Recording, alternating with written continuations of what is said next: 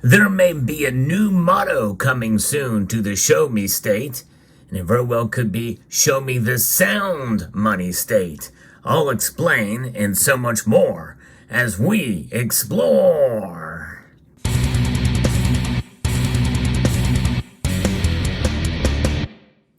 Some of you may remember about 11 months ago, I posted a video about how Missouri was going to be introducing legislation to make gold and silver money. And I think it's fascinating as I've watched some of the legislative activity there, and there hasn't been a whole lot. Apparently, it failed. I think it went into the House last I checked, but it didn't get all the way through because they are doing it again. But this time, I think they're doing it right.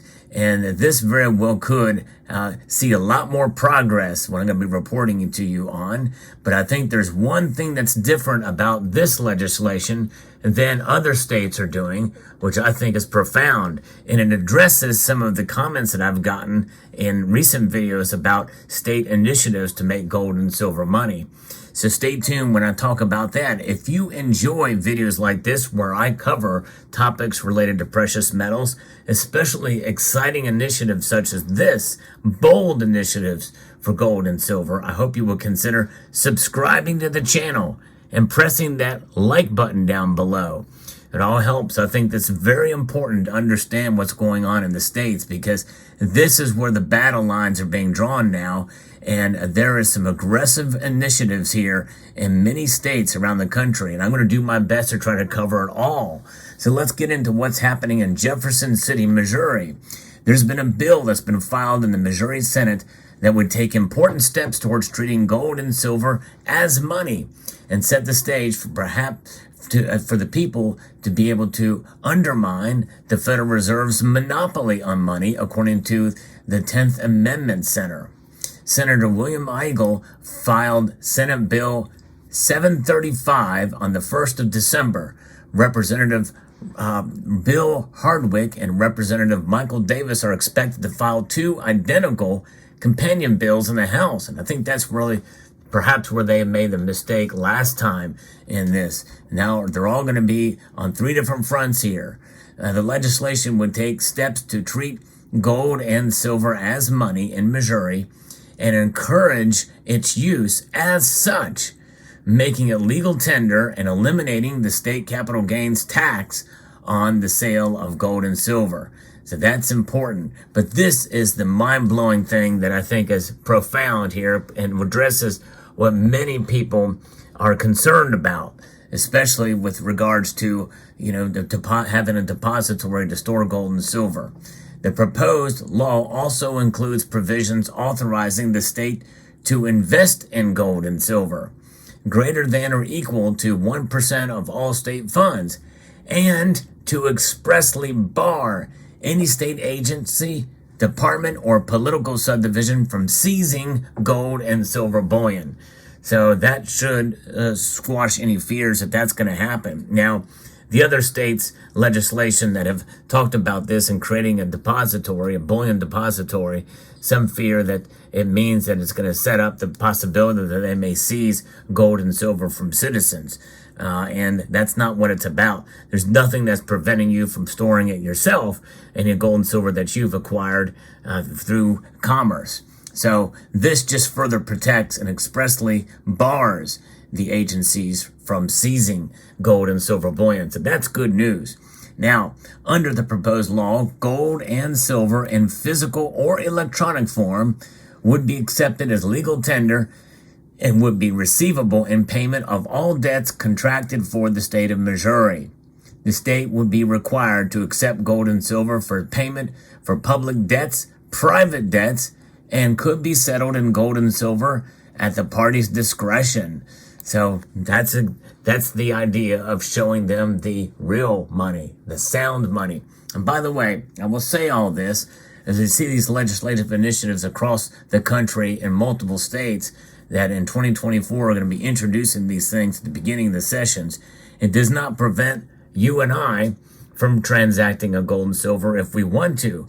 It just codifies it. It makes it completely legal. It means it's available for Missourians to use in this case.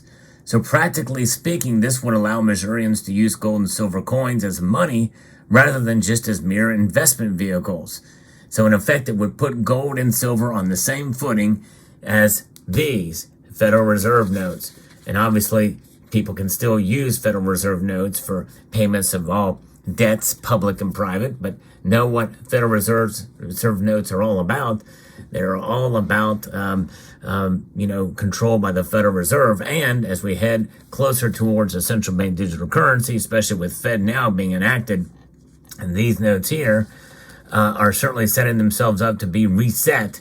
And what does a reset look like? Essentially, it looks like a revaluation and a move to central bank digital currencies.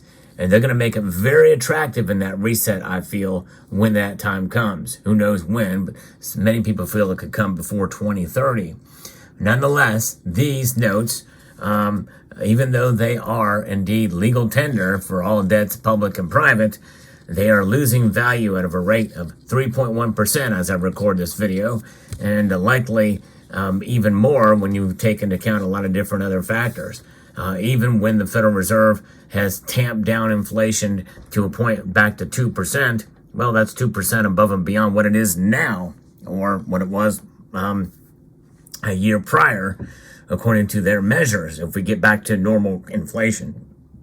And so that is what they're dealing with. Gold and silver, however, well, their price fluctuates, but nonetheless, they are sound money.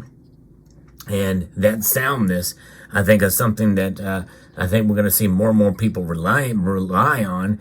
And I think likely, as we start to see states actually practice what is transactions with gold and silver, I think you're going to probably see gold and silver prices stabilize, and maybe even stabilize to the upside, whatever that means in terms of price is concerned. So passage into law would make Missouri the 5th state to recognize gold and silver as legal tender. Utah led the way, reestablishing constitutional money in 2011. Wyoming, Oklahoma, and Arkansas have since joined. Although Oklahoma is another state that we just talked about that has got legislation that's been introduced into Congress here, and this is very interesting to see how this is all playing out. Some of this stuff seems to kind of overlap in some ways. So the effect has been most dramatic in Utah, where the legal tender law opened the door for the development of gold and silver and market in the state, with some legal hurdles cleared away by the state. The United Precious Metals Association, in partnership with Alpine Gold Exchange, set up the state's first gold back. You've heard me talk about the gold back on this channel before, and who knows if this doesn't get passed, Missouri could have its own gold back as well. But nonetheless, SB 735 would also exempt the sale of gold and silver bullion from the state's capital gains tax. Missouri is already one of 42 states that do not levy sales tax on gold and silver bullion. Exempting the sale of bullion from capital gains taxes takes another step towards treating gold and silver as money instead of just commodities. Now, we know that silver is a commodity and gold to some extent is a commodity, but heck, so is copper, and copper is utilized in our money today more than any other metal. And for the longest time than any other metal, copper is. Kind of remarkable to think about it. But nonetheless, of course, that what I just showed you there is a poor example, because there's not nearly as much copper in cents as it was back here in the 70s when this coin was minted. But there is in quarters, and quarters indeed are coins that have about 88% copper in them. Same thing with dimes. And nickels have 75% copper.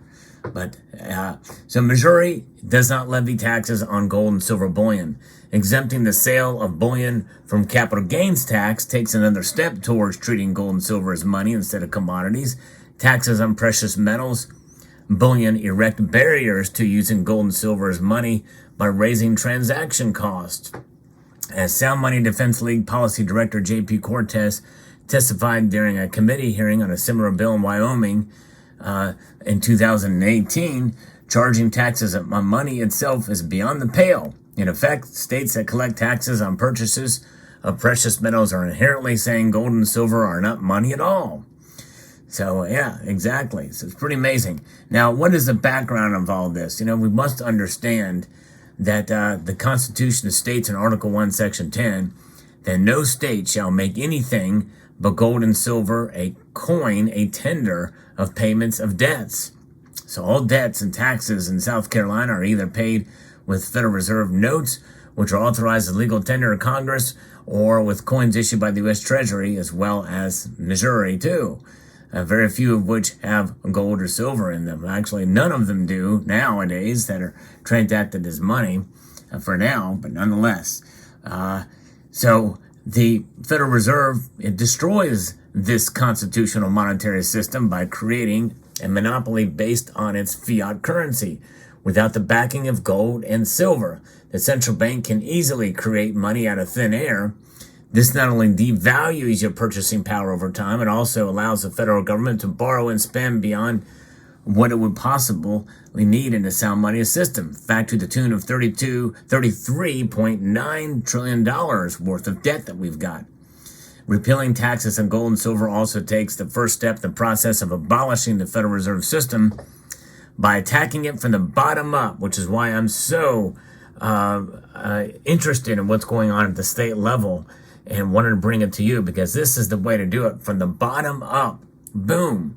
Pulling the rug out from under it by working to make its functions irrelevant at the state and local levels. It's going to be a big battle ahead, but these legislative initiatives here that are set forth here in 2024, if they pass, I think it's going to be big news and a big deal for sure if we can make this thing work. So contact your state legislatures there in Missouri, and also in Oklahoma, and also in New Hampshire, and also in Florida. All four of these states are putting bills, setting them up there for this type of activity. So if you live in any of those states, please contact your legislatures. And we'll see how it plays out. Nonetheless, the bills will officially be introduced in the House and Senate when the Missouri legislature convenes on the 3rd of January. They will be assigned to a committee where they will need to get a hearing and passed by a majority vote before moving forward in the legislative process. So it's got an uphill battle. It's going to be introduced, but they're all on the same page, though, between the Senate and House. So that's good news. And maybe that's where it failed last time. Let me know what your thoughts are in the comment section down below. Hope you found this video informative, insightful, and educational. I'd like to extend a multitude of gratitude to each and every one of you for taking the time to watch, and encourage you to please rate, share, comment, and subscribe.